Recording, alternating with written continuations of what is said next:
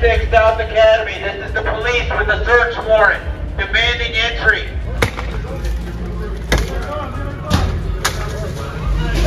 Hey, police! Police!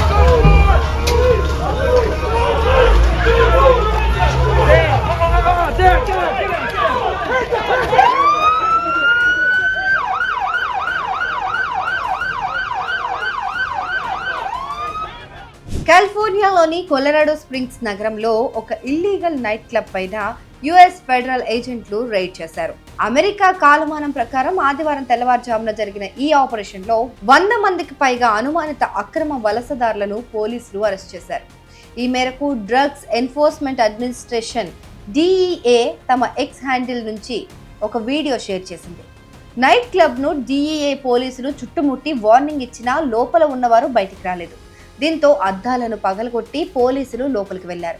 లోపల ఉన్నవారు భయంతో బయటికి పరుగులు తీశారు.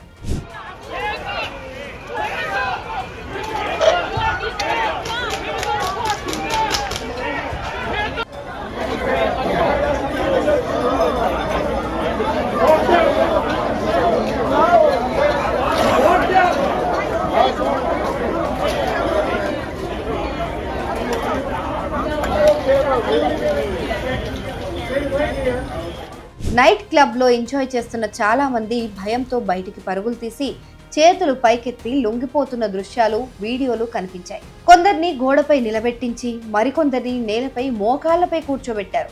అరెస్ట్ అయిన వారిని హ్యాండ్ కప్స్ వేసి పక్కపక్కన నిలబెట్టారు.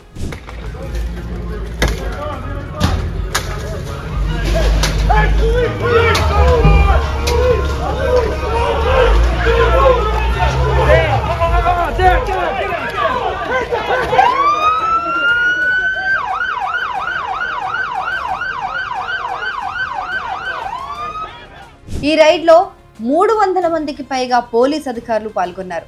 వాస్తవానికి ఈ నైట్ క్లబ్ గురించి డ్రగ్ ఎన్ఫోర్స్మెంట్ అడ్మినిస్ట్రేషన్ కు కొన్ని నెలల కింద సమాచారం అందింది.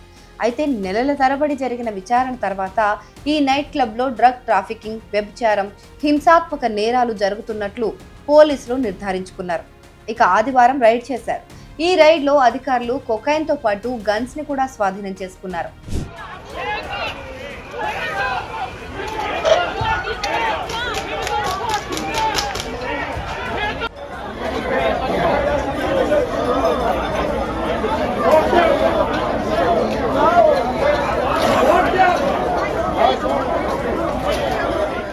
ఈ రైడ్ లో పట్టుబడిన వారిలో చాలా మంది పాత నేరస్తులు కూడా ఉన్నట్లు సమాచారం.